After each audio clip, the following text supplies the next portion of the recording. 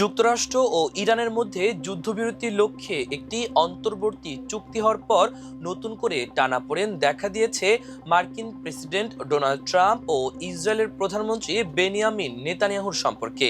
চুক্তিটি ইসরায়েলের দীর্ঘদিনের নিরাপত্তা ও সামরিক লক্ষ্য পূরণে ব্যর্থ হয়েছে বলে মনে করছেন দেশটির কর্মকর্তারা। রয়টার্সের প্রতিবেদনে বলা হয়েছে, ইরানের ধর্মীয় শাসন ব্যবস্থাকে দুর্বল করা এবং মধ্যপ্রাচ্যে যুক্তরাষ্ট্র ইসরায়েল জোটের প্রভাব আরও শক্তিশালী করার আশা নিয়ে ট্রাম্পের সঙ্গে যৌথ অবস্থানে ছিলেন নেতানিয়াহু। তবে যুক্তরাষ্ট্র এখন সংঘাত থেকে বেরিয়ে আসার পথ খুঁজছে, আর এতে দুই নেতার কৌশলগত লক্ষ্যগুলোর মধ্যে স্পষ্ট পার্থক্য দেখা দিয়েছে। ইসরায়েলের এক জ্যেষ্ঠ কর্মকর্তা নাম প্রকাশ না করার শর্তে বলেন, এই চুক্তি ইসরায়েলের জন্য ভয়াবহ। প্রধানমন্ত্রী থেকে শুরু করে সেনাপ্রধান পর্যন্ত নেতৃত্বের কেউই এটিকে ইতিবাচকভাবে দেখছেন না। ওয়াশিংটনের দাবি, 60 দিনের যুদ্ধবিরতি চলাকালে পূর্ণাঙ্গ চুক্তির জন্য আলোচনা হবে এবং সেখানে যুক্তরাষ্ট্র ও ইসরায়েলের উদ্বেগ, বিশেষ করে ইরানের পারমাণবিক কর্মসূচি নিয়ে বিষয়গুলো বিবেচনায় আনা হবে। তবে ইসরায়েলি কর্মকর্তাদের আশঙ্কা, আলোচনার সময়সীমা আরও বাড়তে পারে, ফলে তাদের সামরিক পদক্ষেপের সুযোগ সীমিত হয়ে পড়বে। চলমান সংঘাতের অন্যতম গুরুত্বপূর্ণ ইস্যু লেবানন ইরান সমর্থিত হিজবুল্লাহকে ঘিরে। ট্রাম্প প্রশাসন লেবাননে উত্তেজনা কমাতে চাইলেও নেতানিয়াহু সেখানে সামরিক অভিযান অব্যাহত রাখতে আগ্রহী। প্রতিবেদন অনুযায়ী চলতি মাসের শুরুতে ট্রাম্প এক টেলিফোন আলাপে নেতানিয়াহুকে বৈরুত লক্ষ্য করে হামলা না চালানোর নির্দেশ দেন। সেদিন হামলা স্থগিত করা হলেও এক সপ্তাহ পর বৈরুতের দক্ষিণাঞ্চলে আবারও হামলা চালায় ইসরায়েল। এর জবাবে ইরান ক্ষেপণাস্ত্র হামলা চালায় এবং ট্রাম্প উভয় পক্ষের সমালোচনা করেন।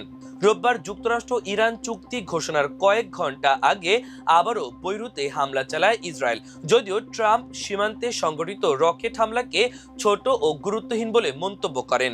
যুক্তরাষ্ট্র ও ইরানের মধ্যে সমঝোতা স্মারকটি আগামী শুক্রবার সুইজারল্যান্ডে স্বাক্ষরিত হওয়ার কথা রয়েছে।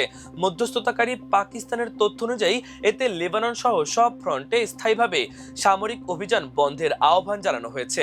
তবে ইসরায়েলের প্রতিরক্ষামন্ত্রী ইসরায়েল কাটজ স্পষ্ট জানিয়েছেন, লেবানন, সিরিয়া ও গাজায় দখলকৃত বাফার জোনগুলোতে ইসরায়েলি সেনা অনির্দিষ্টকালের জন্য মোতায়েন থাকবে।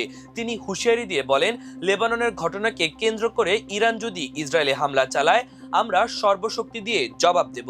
চুক্তির আওতায় গুরুত্বপূর্ণ হরমুজ প্রণালী পুনরায় উন্মুক্ত হবে। তবে ইরানের পারমাণবিক কর্মসূচির ভবিষ্যৎ 60 দিনের আলোচনার উপর নির্ভর করবে। অন্যদিকে ইরানের ক্ষেপণাস্ত্র কর্মসূচি ও আঞ্চলিক সশস্ত্র গোষ্ঠীগুলোর প্রতি সমর্থন, যে দুটি বিষয় যুদ্ধের শুরুতে ট্রাম্প ও নেতানিয়াহু উভয়ই বড় কারণ হিসেবে উল্লেখ করেছিলেন, সেগুলো বর্তমান আলোচনায় নেই বলে ধারণা করা হচ্ছে।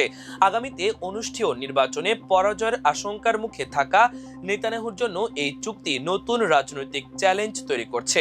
রাজনৈতিক বিশ্লেষকদের মতে, ট্রাম্পের সঙ্গে ঘনিষ্ঠ সম্পর্ককে দীর্ঘদিন নিজের বড় রাজনৈতিক শক্তি হিসেবে তুলে ধরলেও বর্তমান পরিস্থিতি সেই অবস্থানকে দুর্বল করে দিয়েছে। তেল আবিবের কাছে বার-ইলান বিশ্ববিদ্যালয়ের রাজনৈতিক বিজ্ঞানী জনাথন রাইনহোল্ড বলেন, নেতানিয়াহু এই চুক্তিকে ইসরায়েলি জনগণের কাছে গ্রহণযোগ্য করে তুলতে পারবেন না। তার জন্য সবচেয়ে ভালো পরিস্থিতি হবে 60 দিনের মধ্যে আলোচনা ব্যর্থ হওয়া এবং ইসরায়েলের অনুকূলে আবার যুদ্ধ শুরু হওয়া। সাম্প্রতিক এক জরিপে দেখা গেছে, মাত্র 41% ইহুদি ইসরায়েলি মনে করেন ট্রাম্প তাদের নিরাপত্তাকে অগ্রাধিকার দেন।